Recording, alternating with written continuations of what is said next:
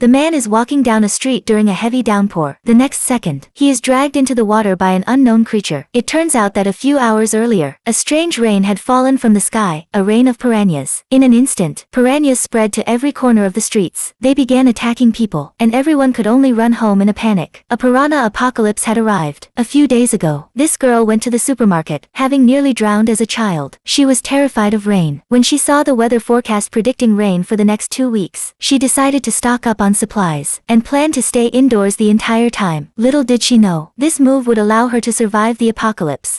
打开手机一看，热搜都炸了。超强红色暴雨预警，各地洪灾不断。我家进食人鱼了吗？我被咬掉一块肉了。最后一条触目惊心，刚一打开就是一个人小腿缺了一块肉，我还没看完，那视频就被404了。那是什么？我有些难以置信，怎么好端端的下雨还能割掉一块肉呢？是不是他被铁片划到了，还以为是鱼咬的？我多少有一些不信，刷了刷，没再刷到类似的视频，反倒是小区里各种消息往上刷。暴雨红色预警，3小时内降雨量达到100毫米，这个降雨量实在太夸张了。群里很热闹，说下吧下吧，下个痛快，下个凉快。但有些人却感到十分的忧郁，因为他们的车子已经被泡在了水里，也不知道保险给不给赔钱。还有一些人，他们家里没有吃的了，到处都是哀嚎一片。我不想跟他们讨论，免得没完没了的浪费时间，索性把门窗关上，锁好才算放心。我囤了很多货物，暂时不用担心吃的，还好我手里有些存款，暂时不用工作，在家里天天玩手机，时间一晃就是3天。而这3天里，暴雨并没有停过，甚至都没有上过热搜，因为别的城市，不，甚至是全世界都是这样。全球无论是哪个国家都开始持续性的下雨，这实在太过不寻常了，哪里有雨能覆盖到全球的？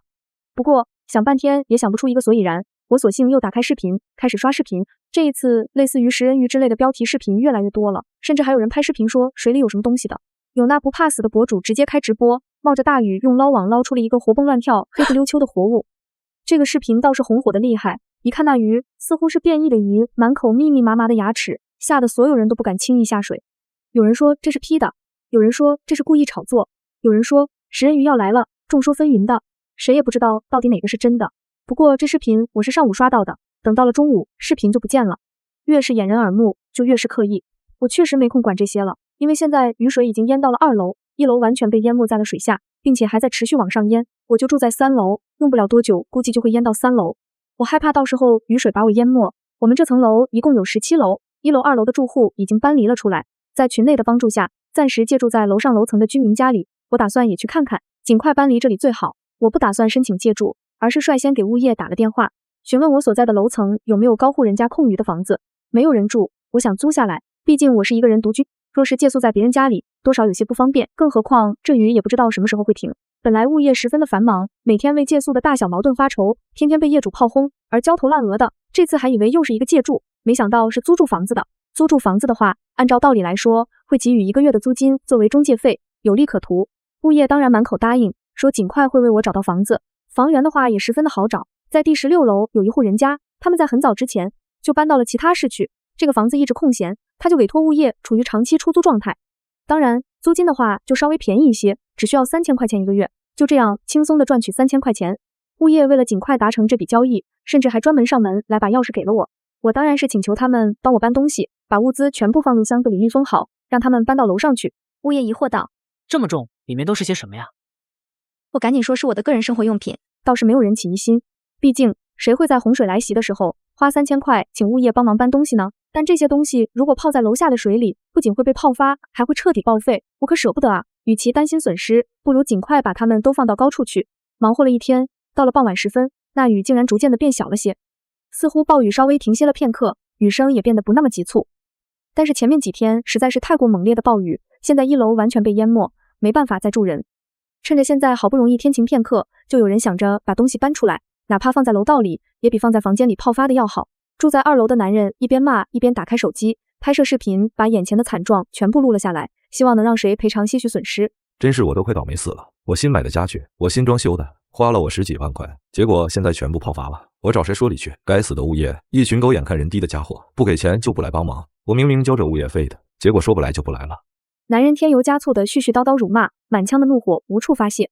也是，毕竟他花了10几万块钱，现在全部泡了水，墙皮脱落，家具发霉，这些暂且不说，那些硬软，比如电视、洗衣机、冰箱等，一旦进了水就彻底报废。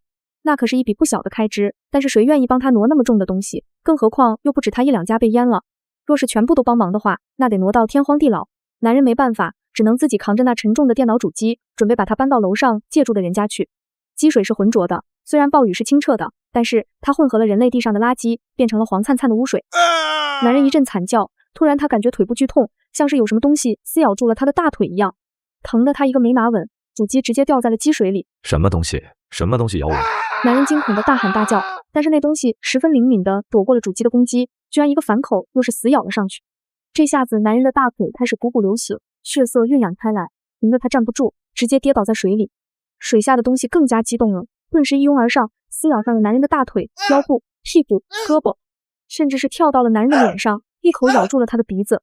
直到这时，男人才看清楚眼前，不知道哪里冒出了一群食人鱼，对着他疯狂的扑咬。强烈的疼痛让他失去了冷静，在水里疯狂的扑腾，但是到底还是没有站稳，跌落到水里，那不过是膝盖高的水而已。此刻下面居然有10几条食人鱼对他虎视眈眈。不仅如此，似乎还有更多的东西被那血腥味吸引而来。不一会儿，男人就惨叫哀嚎着发出震耳欲聋的响声，直到突兀的一下再也没有了声响。此时物业群内一片死寂。男人死之前是录了视频的，因为剧烈的疼痛，他松开了录制按钮，所以视频就直接发送了出去，让所有的业主都能看见。虽然没有看到他的结局，但是那被咬掉了一大块肉的大腿却是清晰可见的。但结合到视频内一闪而过的食人鱼群，不难想象会发生什么。群内死寂了数分钟时间，直到某个瞬间，轰的一声，如同火山般喷发。这是什么？这到底是什么东西？我的天呐，那人是不是死了？为什么我给他打电话，他不回我？水里到底有什么？你不要开玩笑，这个玩笑并不好笑。物业呢？物业就不管了，快点报警呀！这人的腿被咬伤了，怎么着也得止血。打不通，根本打不通，无论是警车还是救护车，全部占线。如此恐怖一幕，吓得所有人六神无主，包括我。原来那不是错觉，而是真的有咬人的东西潜伏在水里。虽然早在网上刷到过，但是网上的毕竟是隔着一层网络，谁也不知道是真是假。但是现在就在那么近的距离，就在我认识的人当中发生了这件事，那其中的真实度就实在是有些恐怖了。难不成是真的？可是这完全不符合常理。食人鱼它是热带雨林那边的东西，怎么可能来到我们这边？即便是有人恶意投放，它也不可能投放如此大量。反正水里是不安全的。我本来就对水心生恐惧，此刻那浑浊污水里是否有藏有满口獠牙的食人鱼伺机而动？但是打开天气预报一看，我顿时眼前一黑，下雨下雨下雨。随手一滑，入目所见的全部都是暴雨。我不死心的点开详情，天气预报只能预测未来15天的，超过15天，因为准确率实在太低，所以他们就不预测了。而这15天内几乎没有一天是晴天，甚至不是阴天，而是暴雨中雨等。以后也会继续下雨吗？这场雨来的实在是太过古怪，先是干旱3年，接着就是这场永不停歇的甘露。它真的是甘露吗？而不是灭世之雨。此刻我心里已经产生了一个不妙的想法。干旱3年，那相对应的也会下雨连着下3年吗？这个想法实在是太过恐怖，但是一旦盘旋在我脑中，就再也挥之不去。干旱与暴雨不同，干旱会导致食物减产，而暴雨的话会导致山洪、山体滑坡，洪流甚至会把人汽车、麦田或者是其他的什么东西全部冲刷，随着污水奔流而下，所造成的死亡风险甚至无法估量。而持续降雨所带来的后果也是十分的严重。洪涝裹挟积水而去，电线杆子被扯断，其中电线落入水中会引发电流，甚至电死他人。已经下了10天半个月的雨了，感觉天空就像被捅破了一个大洞，雨水不停地往下倾泻。电视新闻说这场大雨可能会持续3年。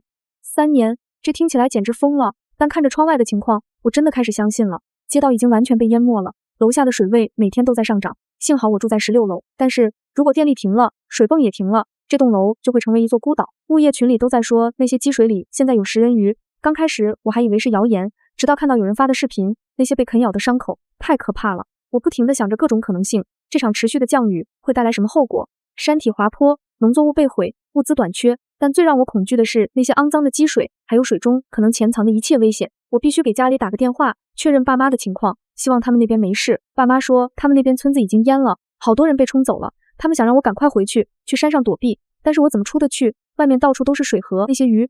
挂了电话后，我躺在床上，但完全睡不着。那些可怕的画面一直在我脑海里闪现。渐渐的，我还是陷入了睡眠。在梦里，我被困在了洪水中，水已经淹到了我的脖子，每一个浪头都可能把我完全吞没。我挣扎着，试图保持头部在水面上。最恐怖的是，那昏黄的水里，我看到了无数双小小的眼睛，它们在盯着我，围着我游动，就等着撕咬我的皮肉。我能感觉到它们冰冷的身体擦过我的腿，我被吓醒了，只是个噩梦，只是个噩梦，但为什么我的腿还是有种刺痛感？外面的风声比之前更响了，雨点砸在窗户上的声音好像要把玻璃击碎一样。这种速度，这种声音，简直像是鬼哭狼嚎。也许就是这恐怖的风雨声，才让我做了那个噩梦。我打开手机一看，物业群里的消息已经爆了，99家条未读，全都是关于那些可怕的鱼。群里不只是讨论，还有好几个视频。我点开一看，天啊，全都是被那些鱼袭击的伤者。有些人只是被咬了几口，但有些，而那运气不好的一个摔跤跌入水里，想要再次爬起来时，身上已经挂满了食人鱼。我现在刷的这个就是倒霉的，被咬住了脖子，看样子是失血过多没救了，而且还是住在同一个楼层的人。恐惧像是瘟疫般迅速传染，谁也不能接受有尸体在楼下，但是谁也不敢去管楼下的尸体，就这么任由下面的食人鱼一口一口把一个好端端的人咬成累累白骨。我看的胃里一阵翻涌，差点把胃酸给吐出来。我不敢再看了，关上手机，匆匆去洗了一把脸。一进入卫生间，我差点脚一滑，直接摔个四仰八叉，往地上一看，全是积水。那积水不是别处来的，是从楼上渗出来的。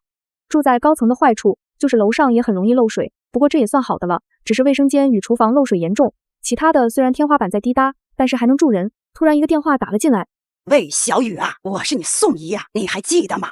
我当然记得，那是我楼上一个邻居，经常噼里哐啷的砍肉，影响我的睡眠。怎么有什么事吗？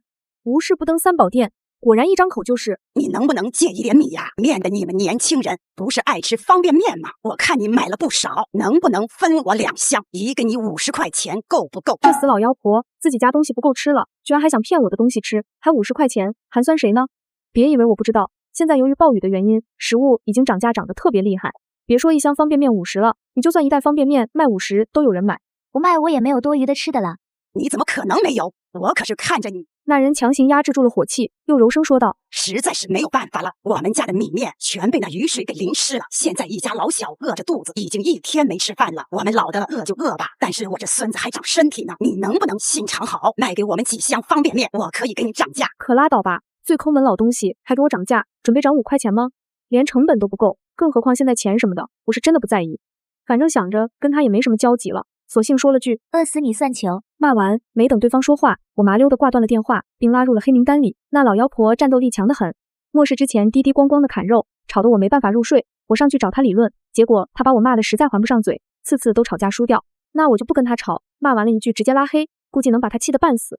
以他的德性，估计会疯狂的敲门，站我门口骂我。不过他肯定不知道我已经从3楼搬出来了，他就算站在3楼骂半天我也听不见。不想再搭理这些垃圾，我洗漱一番，直接给自己煮了一锅鸡汤。天气骤然变凉，加上外面狂风呼啸，来上一顿热乎乎的鸡汤最为暖胃。接下来的半个月，除了疯狂的下雨之外，倒也没发生什么。食人鱼的存在已经被广泛认识到了，并且相互传播。几乎稍微有点脑子的人都不会再下水，而是躲在家里，除非家里实在一点存粮都没有了。物业也完全不管了，毕竟什么都没有命重要。食人鱼吃人事件倒是减少了很多，因为大家都不敢下水，那鱼又没办法跳出水面，所以目前来说相安无事。只是那积水越涨越厉害，连续下了半个月，几乎没有晴天，排水系统完全瘫痪。往下看看，现在已经淹到7、8楼了，还在继续往上涨。我所在的小区地势可并不是凹陷的，而是非常平坦，甚至是稍微有点高。若是这里都淹到这种程度，那其他地方的话就更不敢想了。可惜的是，这些天没有路过什么船只，电力早在好几天前就停了。我现在刷手机都只能依赖充电宝。全球陷入大瘫痪状态，各地人手严重不足，其中一些地质凹陷的地区更是重灾区，人手几乎都聚集在非常严重的地方了。若只是我们地区陷入了暴雨灾害的话，还有8方支援。但是我们这里居然不是最严重的，甚至是相对来说很安全的地方，那么相应的支援就会来得非常的少。暴雨已经淹到了7、8楼，幸存者们已经逐渐往上住，好几户人家挤在一个家庭里，他们的食物跟水严重不足，物价已经涨到了5000块钱一袋泡面的程度。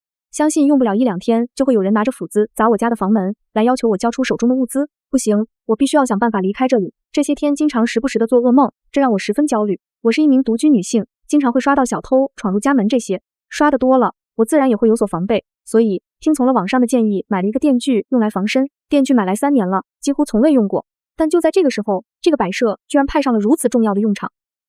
在这半个月期间，我把我的衣柜、木门，甚至是木质桌子乃至客卧的床铺全部锯掉了，获取了大量的木板。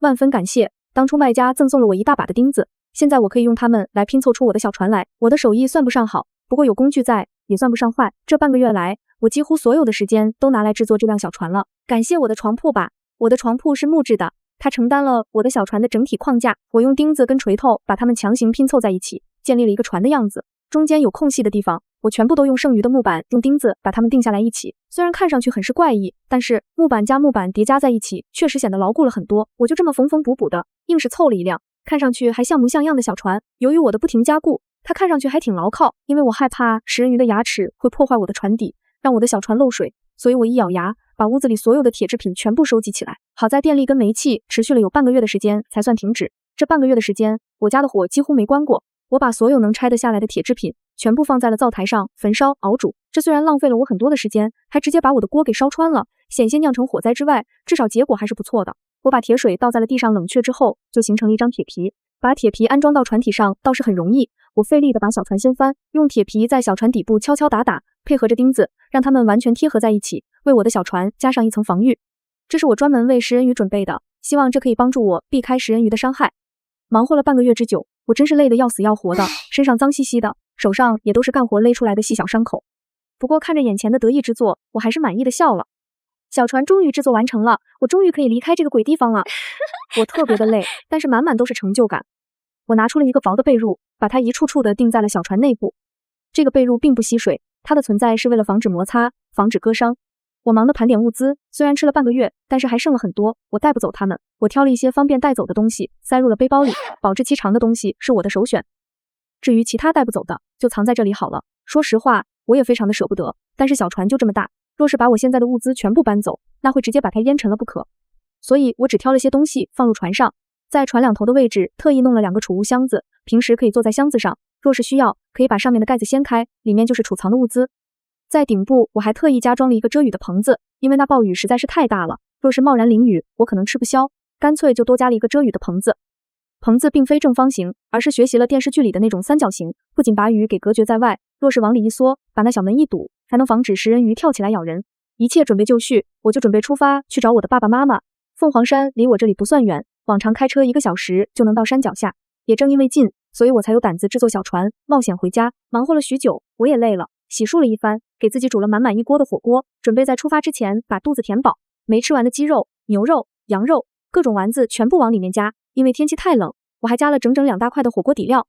火锅刚刚煮好，那鲜香麻辣的味儿把我馋得连吃了2大碗，香味顺着门缝飘到了楼道里，让不少蜷缩在楼道上的人吸溜着口水，皱着鼻子到处嗅闻，终于把目光盯上了我家。这个疯女人居然在煮火锅，我都快饿死了！我已经2天没吃饭了，她居然好意思吃火锅，这个自私的女人，我一定要把她东西抢回来。其实这种事发生了不止1、2次了，乱世之中哪有王法？有不少人破开了门，不仅抢占了原屋主的房子住，还吃掉了他们的食物，把原屋主赶到了楼道里。这些事都是屡见不鲜。至于我遇见没有，那肯定是遇见过了，只不过我运气实在太好了，我买的那个防身电锯在，我稍微一打开电锯，电锯嗡嗡的，其他人就不敢对我动手了，甚至不敢靠近我。只是现在半个月过去了，这些人饿得眼睛都红了，实在是不管不顾了。我这边已经吃饱了，正准备刷碗的时候，大门传来剧烈的敲击声，那声音不像手敲出来的，而像是武器砸上去的，光是听着就是来者不善。我顿时抡起了电锯，到了门前大声呵斥：是谁？其实不用问就知道，肯定是我那些好邻居，那已经不是1次2次来威胁我了，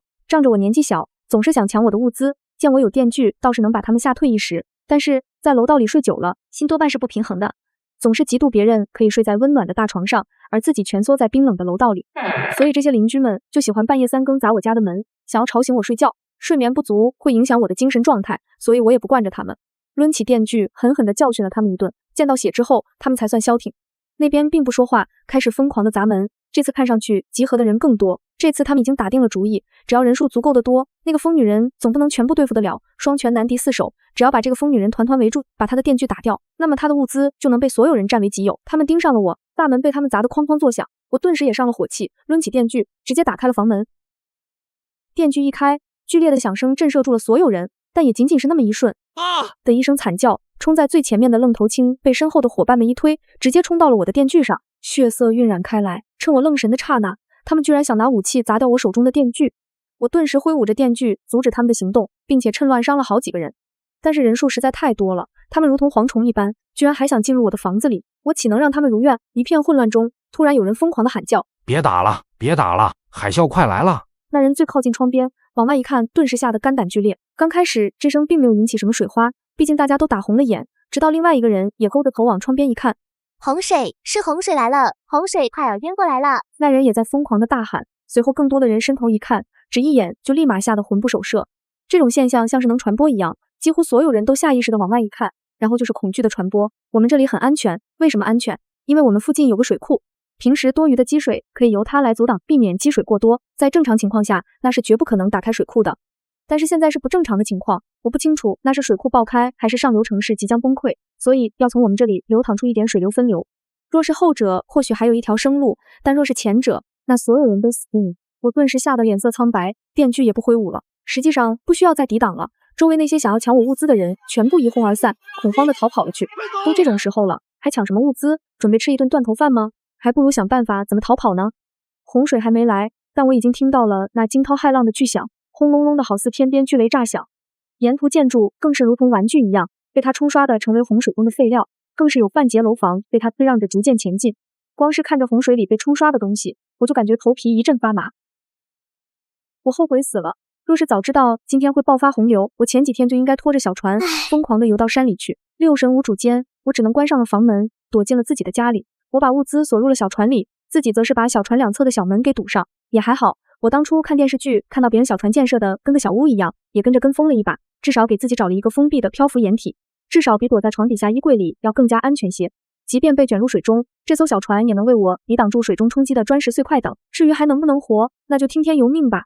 毕竟我建的只是一艘小船，不是潜艇，谁也不敢保证能不能活下去。外面的邻居吵闹声更大了，伴随着哭喊嚎叫，甚至还要跑到顶楼上去。我已经做好了我能准备的全部努力，紧紧闭着双眼躲在船舱里。不知道过了多久，突然一声巨响，整个大楼像是被狠狠地推了一下，大楼在倾斜摇晃，最终被卷入了滚滚洪水中。我感觉整个大楼被推着走，我感觉我所在的船舱正在翻滚，我紧紧地抱住了头，希望能减少一些伤害。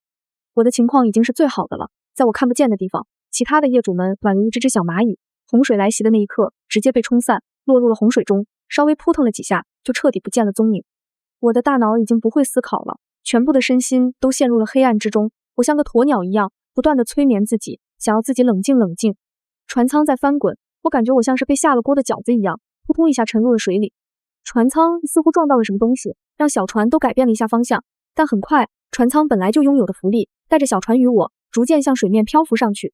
此刻，船舱已经进了半数的水，浑浊的水冰冷刺骨，我甚至来不及恐惧，就从黑暗里一下子被拽了出来。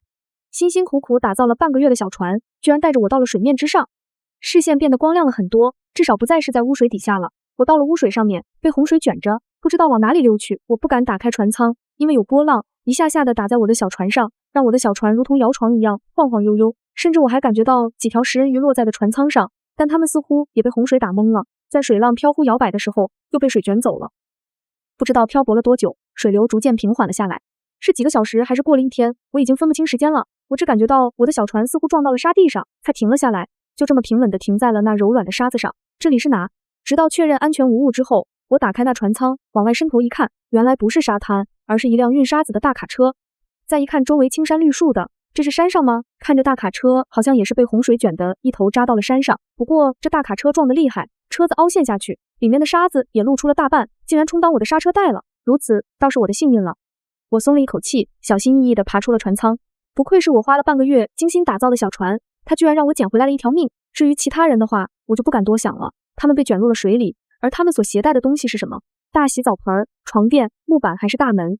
在那漂泊的洪水中，可否能求得一线生机？我摇了摇头，似乎不暇了，哪有空思考他人如何？我打开了船两侧的盖子，形状稍微有些变形，不过里面的食物并没有损坏，还有很多的食物跟水，以及一些简单的药物、绷带等。我从里面拿出了一个雨衣披在身上，先胡乱的吃了些东西，拿出碘伏清理身上的撞伤。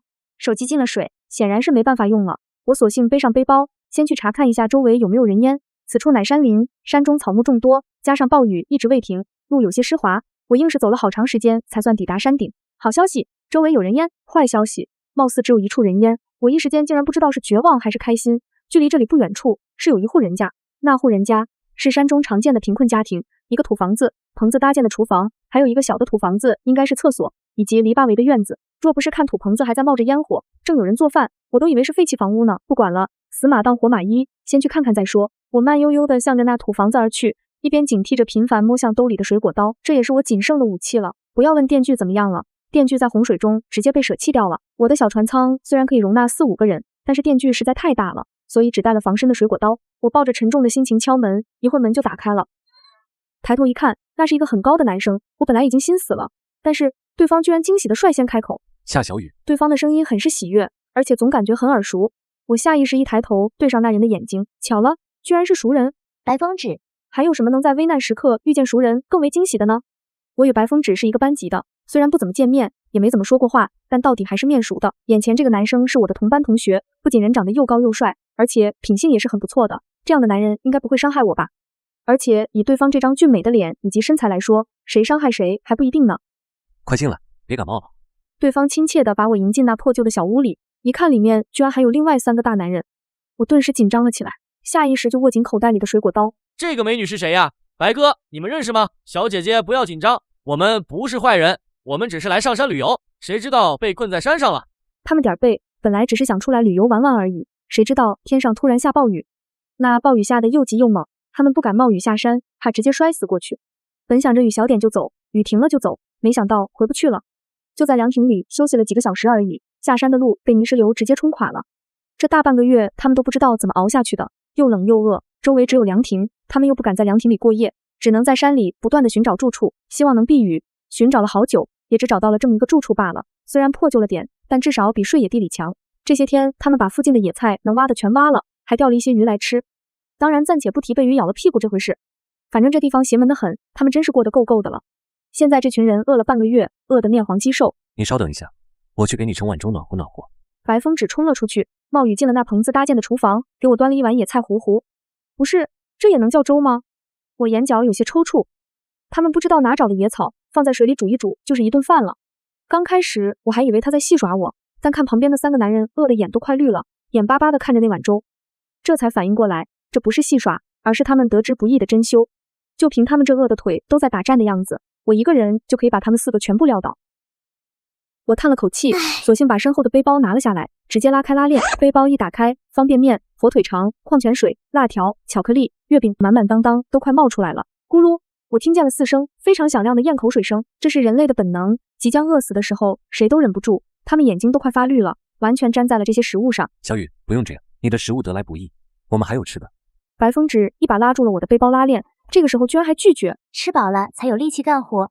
我可不是圣母心大发，无私的想要帮助他们。他们一共有4个人，半个月的时间足够他们翻越好几座山。为什么他们没有离开这里？是因为这里荒无人烟，想要离开这里就得下水，就得有船。而我呢，我刚好拥有一艘船，刚好可以容纳这么多人。我不可能在这里住很长时间，也不可能指望这么一点食物就度过末世3年。我要等洪水稳定之后，不那么湍急之后，划船离开这里，去凤凰山，去跟爸爸妈妈会合。我不知道自己漂流了多久，但是以洪水的速度来说，我应该要花个好几天才能到达目的地。在那期间，不如雇佣点苦力来轮流帮我划船，快速帮我找到家的方向。见我都发话了，3个人简直口水快要拉丝儿了，眼巴巴地看着我，直到再次得到我一个准许的动作之后，3人一起扑向了我的背包。姐，你就是我唯一的姐，我发现我快要爱上你了，一饭之恩，我愿意以身相许。那个耍宝的男人话还没说完，白风止就一拳直接往他头上呼，把男人疼得惨叫连连。说话给我客气一点，小心我打死你。3人对视一眼，开口道：真是的，白哥，你想以身相许就直说呀，大不了我们几个当妾不就行了？这个男人还真皮啊，居然又嘴贱了一句，直接戳中了他的心思，把白风止造得面红耳赤，揪着他就是一顿好打。那2个人自然不可能过来劝架，都疯狂地往嘴里头塞吃的，这几个家伙也不怕噎着了。少吃点，饿太久不能吃太多。白风止一把抢走物资，分了一点东西，之后又把背包拉上，塞入了我的怀里。饿太久的人是不能吃太多，他们的胃没办法一下子消化那么多的东西，吃了反而有可能会吐出来，还会给胃增加负担。与其浪费食物，不如精打细算，让食物能撑得更久一些。4个人吃了一点食物，虽然还是饿得眼冒绿光，但到底还是压住了食欲。等他们彻底冷静下来之后，我询问道：你们知道这里是哪里吗？这里是黄骊山。他们出来旅游的，自然是提前做好了攻略。那这里距离凤凰山有多远？你问这个干嘛？你想去凤凰山吗？那水里有怪物，现在哪儿也去不了。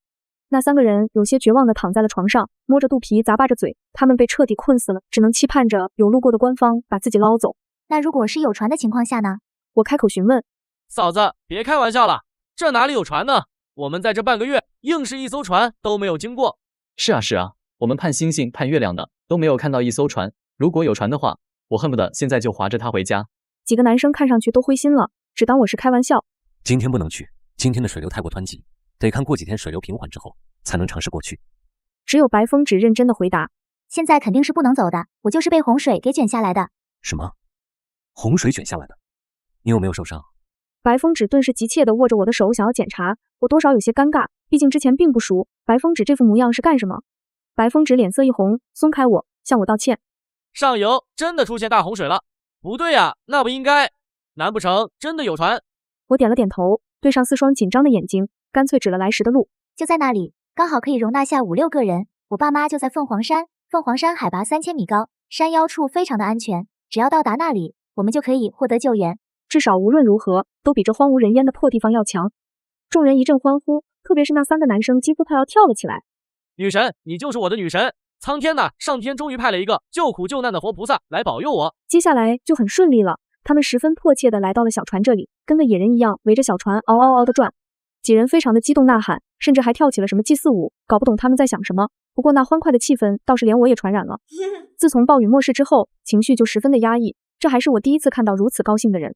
其实他们也想过要制造一艘小船，但是他们是出来旅游的。出来旅游的人手里能有什么工具？别说锯子了，他们连钉子都没有。面对那些大树什么的，他们也只能眼巴巴地看着，唯一拥有的工具也不过是一把特别小的瑞士军刀罢了。想要用瑞士军刀砍树，把树做成船，那简直是痴心妄想。而现在有小船，可把他们激动坏了。船身虽然有一些磕碰，但是并不碍事，只需要简单的缝补一下就完全没问题。洪水来得快，去得也快，不过是睡了一觉，等第2天再看，那水流就已经不再湍急了，仿佛跟平常没什么区别，甚至连太阳都出现了。这是非常稀少的情况，一片风平浪静，正是适合出游的时候。走。说走就走，他们4个男生没什么要收拾的东西，只是一个小背包，就直接上船走人。昨天半天的时间足够他们制作划船的桨，从山里找几根结实的木棍子，把顶部切成一个十字，然后插入扁平的木板，用鞋带或者铁丝把它们固定住，就是一个崭新的划船桨。我们就这么出发了，直指凤凰山。有4个男生出力，我自然是坐在船舱里享受了，毕竟他们吃的是我的物资，那么他们来出力是非常公平的交易。4人都无怨无悔，甚至是比我这个当事人还要急切的想要快速到达凤凰山去，毕竟他们也想要更好的活下去。他们拼命划桨，一边2个一边2个，倒是十分的平衡。那洪水似乎把我冲得还挺远的，一天居然都没能到达。不要灰心，估计再2、3天就能到了。白风止加油打气道。我们先找个地方靠边停，歇息一晚上。晚上什么都看不见，并不适合划船行动，而且晚上我们要睡觉的，一旦睡着了，不知道飘向什么地方，那就很糟糕了。所以找一个地方暂时歇脚。这次我们盯上了一个破败的办公楼，办公楼看上去淹了好高，已经没什么人住了。我们直接开着船撞入他们室内，这不知道是多少层，反正我们目前所处的这一层，大半层都是积水。我们寻了一个带门的房间，把小船关在里面，然后我们去了上面的楼房歇息。就这样一天又一天，我们的食物在快速消耗。划船所需要的热量实在太高了，为了能快速划回家里，所以我要管他们吃饱饭。眼瞅着物资已经消失了一半，就连我也有些担忧了起来。不用担心，如果不出意外的话，只需要再划1个下午，我们就能到达凤凰山了。一路上，白风止都在查看地形，虽然很多东西都被积水以及洪水弄得乱七八糟，但还是能看出地标的。只需要1个下午吗？这么一个鼓励，顿时所有人热情澎湃起来。嘿咻嘿咻，那几个苦工很卖力的划船，只是我怎么也开心不起来。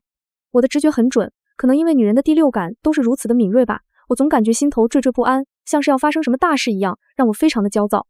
天又阴沉了下来，也就第1天是个大晴天，后面就又稀稀拉拉的开始下雨。今天的天格外阴沉，明明在半个小时前还是能看出乌云下面藏着太阳，而现在天气漆黑的，仿佛马上进入了晚上。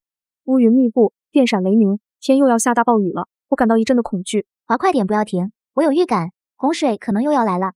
一语惊起千层浪，我这话一出，所有人都是眉头紧锁。之前的那一次我是运气好，洪水到我这里已经被泄了力气，而且还有楼房为我抵挡，我在房屋之中又有小船防护，加上超级好的运气使然，这才让我捡回了一条命。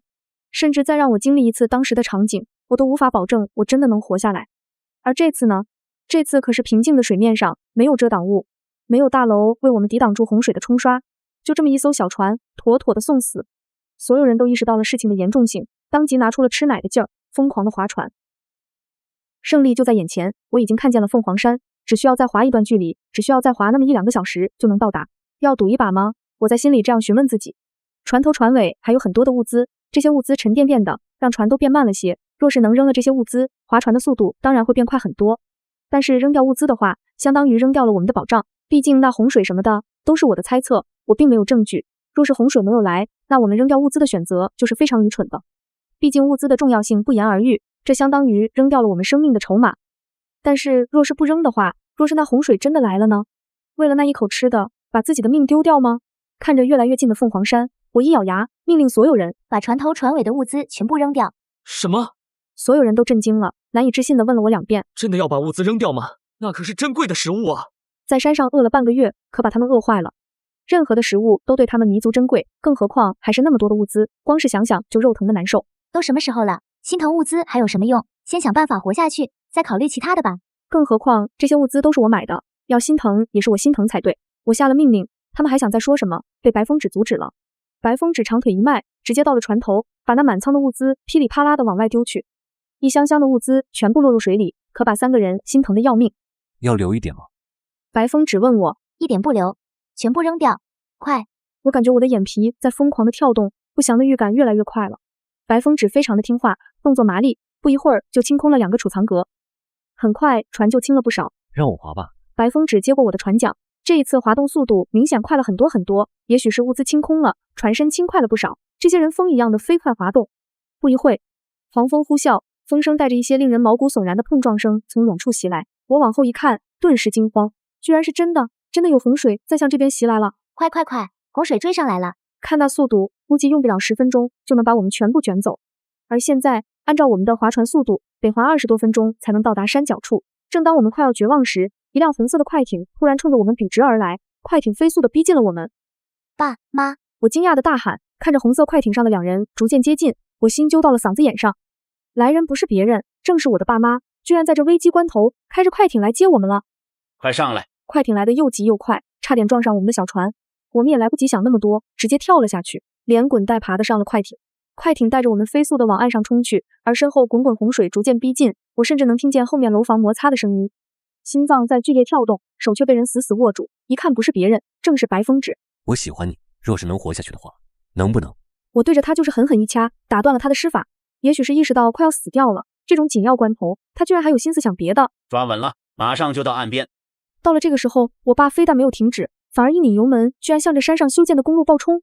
一阵剧烈的晃荡，我们这艘只能在水里行驶的快艇，居然在马路上借着力气往上窜行了数米。同时，身后的洪水也终于追了上来。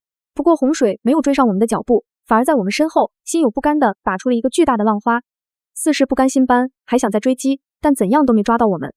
直到安全之后，许久，我才从愣神中缓过神来，活下来了。我有些疑惑，掐了一把自己的脸，直到疼痛感袭来，才真正意识到自己躲过了这次的洪水。傻丫头，欢迎回家。爸爸妈妈同样满是泪水，把我拥抱在怀里。我往日的坚强裂开了一个口子，我紧紧地抱住他们，嚎啕大哭了起来。